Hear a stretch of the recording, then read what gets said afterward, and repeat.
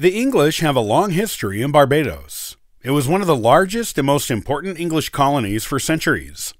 Join me on today's episode of the Ancestral Findings podcast, and I'll talk about how the connection started.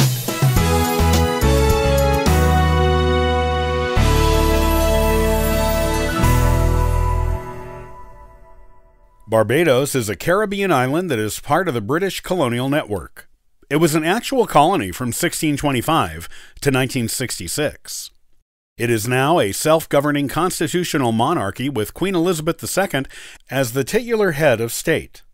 It has a long history with humans, going possibly back as far as 3,000 years ago, with definite evidence of human habitation existing back to around 1,500 years ago. The original settlers of the island came from the South American continent and seem to have come in three groups. The first group were known as the Saladoid Barrancoid, which were followed about 1,200 years ago by the Arawaks, and finally the Caribs, who came about 600 years ago. The Caribs were the most politically organized among these groups, and they eventually became the rulers of the island until the Europeans discovered it. The first Europeans to discover the island were the Portuguese, who landed on it in the early 1500s. The island gained notice by Spain soon after, and was used by Spain as a raiding ground for slaves that they used to do work for them back on the European continent. In fact, the Spanish took so many of the native Amerindians from the Barbados that a Spanish writer claimed in 1541 that the island was uninhabited. Those who lived on the island, who weren't brought to Spain as slaves, moved to other nearby islands in the Caribbean that were more easily defended. The first English ship to make landfall in Barbados was on May 14, 1625. Because England was the first European nation to make a permanent settlement there, unlike the Portuguese and Spanish who merely visited and raided the island, the English were able to make a proprietary claim to it, which they did that year. It was not England's first settlement in the Americas, as permanent settlements had been established at Jamestown in 1607. Bermuda in 1609, and Plymouth in 1620. Though it was not the first settlement, it quickly became the third largest English colony in the Americas. Also, Barbados was originally owned by a single person, Sir William Corton, a merchant from London. It was he who made a claim to the island and acquired the title to it from the Crown. Therefore, the first colonists to live on Barbados were actually Corton's tenants, and a large portion of the profits of their labor there were given to him and his company. William Corton maintained ownership of the island until 1639, when his title was transferred to James Hay, the first Earl of Carlisle. James Carlisle chose Henry Hawley as governor of the island, a move made to appease the residents there who might otherwise have opposed his ownership of the island, as it was widely believed among English settlers on Barbados that Carlisle stole the title from Corton. Between 1640 and 1660, Barbados attracted more than two-thirds of the number of people from England who emigrated to the Americas. There were around 44,000 settlers living there in 1650. This was compared to 12,000 settlers living in Virginia and 23,000 living in New England that same year.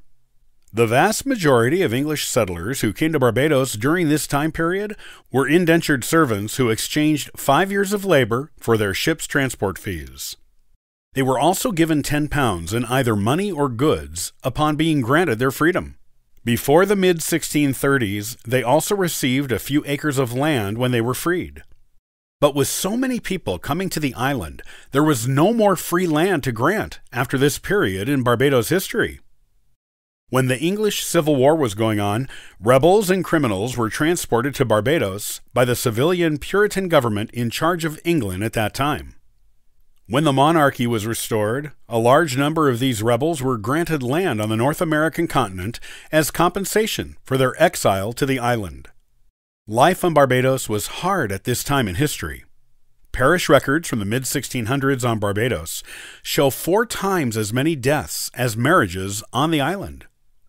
Residents were continually being replaced by new arrivals. The main product on Barbados was initially tobacco. However, that was soon relegated to the domain of Virginia and replaced by sugar. Barbados eventually became famous for its sugar production. Its sugar production was so high that by 1660, Barbados was gathering more money in trade than all the other English colonies combined, mostly just by trading in sugar. The island was producing 25,000 tons of sugar annually in 1700, as opposed to 20,000 annually for Brazil, 10,000 for the French colonial islands, and 4,000 for the Dutch colonial islands at this time. Barbados remained much the same as it was during its beginnings during its time as an English colony. The only difference was the abolishment of slavery in the mid-1800s in the colony, and the eventual phasing out of indentured servitude up to the early 20th century. It continued to produce sugar in large volumes and trade this sugar with the rest of the world. The island was dominated by a little over 100 large sugar plantations owned by wealthy planters. In 1966, Barbados negotiated its freedom from the British government and became an independent state that year. Its form of government is a constitutional monarchy with the British monarch as its titular head of state.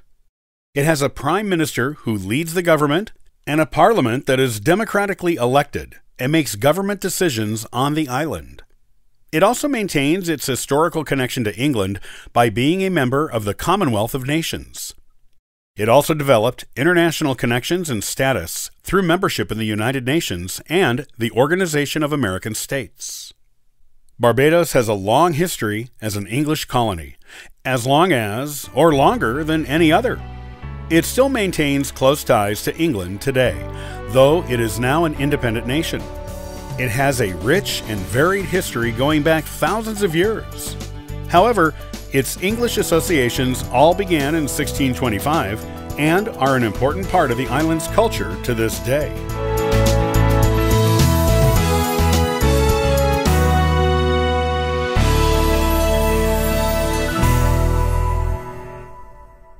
Check out the next episode of the Ancestral Findings podcast to learn about the history of tartans and identify clans from around the world. The tartans are unique to their clans and organizations. To learn more about genealogy and sign up for our weekly giveaway, visit ancestralfindings.com. Copyright by Ancestral Findings, all rights reserved.